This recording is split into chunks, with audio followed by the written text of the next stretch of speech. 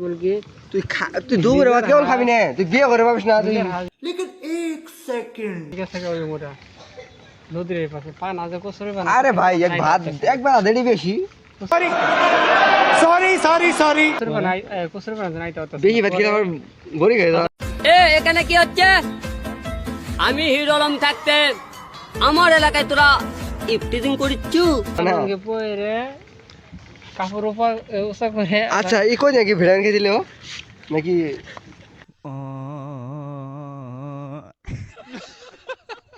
মোটা ছিল গাছ দেখলা ফুলছিল কি পায়ে জিনার গোলাপ টন খেয়েছিল হ্যাঁ দে যে আরে মামা সেই বলা বলছিল জেনকে মানে এরকম মনে হয়েছে আমার কাছে তাহলে না ঠিক আছে কি খাস? আমি কিছু খাই, আমি আগে থেকে বইছি আরো আমি খালি তো মরে যেতাম। সেখান যাই খাচ্ছিলাম তলি যায় ও মীরাবাই গাজার নৌকা পাহাড় তলি যায়। আরে গাঞ্জা তো খাই 300 টাকা গাঞ্জা খাম না।